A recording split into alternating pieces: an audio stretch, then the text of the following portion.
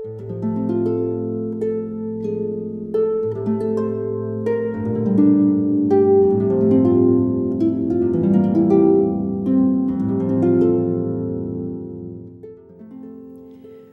just returned from my first trip to the Holy Land. I'd heard so many people speak of how powerful an experience that was that I was looking forward to my own time there, experiencing and seeing this holy place for myself. And it was powerful. Throughout the 10 days I was there, I kept thinking of the words of the song, "I walked today where Jesus walked," for I truly did feel as though I were walking in the footsteps of Christ. To stand at the Mount of Olives looking out at the city of Jerusalem, to see the ancient olive trees that were growing and alive when Jesus was there, to walk the narrow streets of old Jerusalem and the hills of Bethlehem, to share a meal on the shores of the Sea of Galilee, and to visit the Basilica of the Agony in Gethsemane, was indeed walking where Jesus had walked. It was powerful. But it was also disturbing. For this beautiful land of Jesus' birth and life is also filled with images for me that I will not soon forget. I saw checkpoints, so many checkpoints, I can't even count them all. Checkpoints erected simply to keep the Israelis and the Palestinians apart. I saw young people, teenagers really, young people in military uniforms everywhere with guns draped casually over their shoulders. And the wall, that ever-present wall, cutting through this holy land and through the holy city of Bethlehem, it was disturbing. For this holy land, this birthplace of Jesus, this birthplace of the Prince of Peace, is not a place of peace. And I couldn't help but think that just as we read in Matthew where Jesus wept over the city of Jerusalem, he must weep now over this beautiful land of his birth.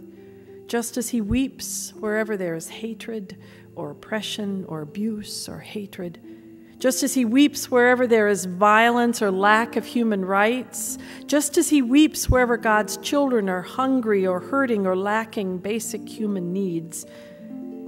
And I believe he weeps whenever we build walls to keep others away. And yet the message that Christ came to proclaim is one that breaks down these very walls and brings all of God's people together within this expansive and inclusive love of God. In the words of Ephesians, "For Christ is our peace. He has made both groups into one and broken down the dividing walls, the hostility between us. So then you are no longer strangers and aliens, but you are citizens with the saints and members of the household of God." And I must say that even with all these difficult images, throughout the Holy Land, I did see many signs of hope as women and men from all sides, Jewish, Arab, Christian, Muslim, were living out their faith. We're working to break down those barriers, and we're beginning instead to build bridges. So friends, as we prepare to celebrate the birth of our Savior, as we sing our carols, as we decorate our homes, as we anticipate families gathering and loved ones coming together, let us pledge to do more than just give homage to this Christ child.